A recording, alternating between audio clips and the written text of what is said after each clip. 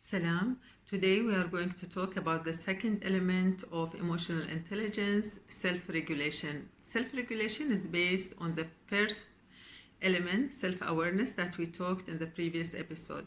If we are not aware of something, we cannot control it, we cannot regulate it. Self-regulation is the ability to have control over our emotions, our thoughts, our self-talk, and our desires. And when we do have control over those, we will have more control over how we respond to whatever happens around us, how we respond to triggers from other people, how we talk and what we say and what we do. Self-regulation is important in all circumstances, every day, every time, but it's much, much more important during crisis.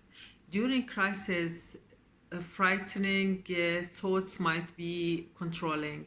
Maybe our mind will just wonder of what can happen, and maybe the mind will create scenarios that are scary that are based on helplessness, that will tell us because we don't know what's happening, then that will mean that we don't know where we are going and how our life will be.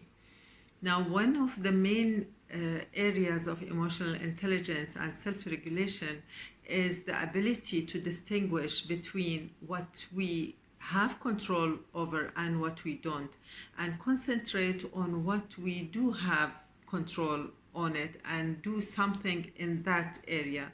During this crisis, for example, maybe we don't know what will happen tomorrow. Maybe we will have something that will be painful for us. Maybe we will be in a situation that we will not like.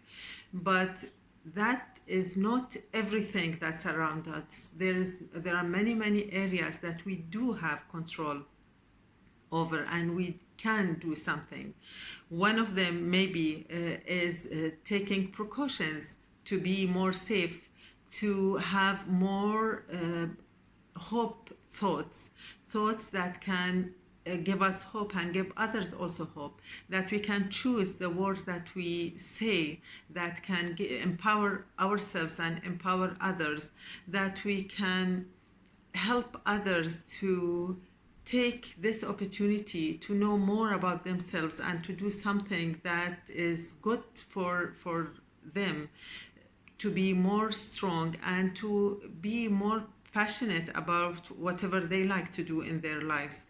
What we can do to have a leadership in our lives and in lives of others. If we can help someone who is feeling very helpless or afraid, or feel that they are in a situation that they don't know what's going to happen and they are afraid, and that in itself will shrink their immune system as well, which will harm them as well.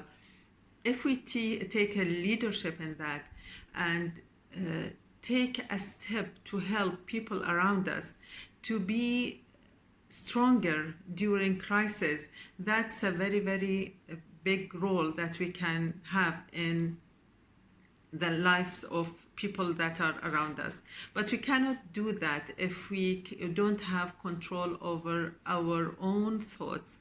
So instead of having the thoughts going to scenarios that give us helplessness and put us in a situation that we feel stuck and there's a wall in front of us, we can change those scenarios to what we can do now, even if something very small and minor, to make a life of someone around us more controllable, more under hope.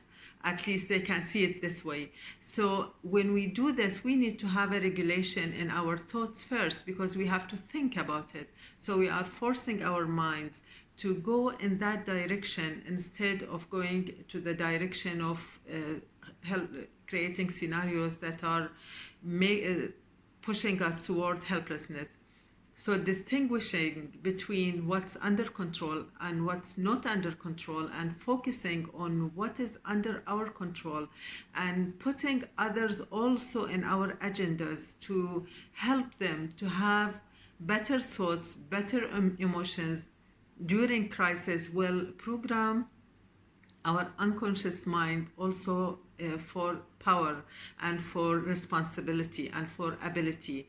And that is one of the main core elements of emotional intelligence. Thank you and have peace and joy.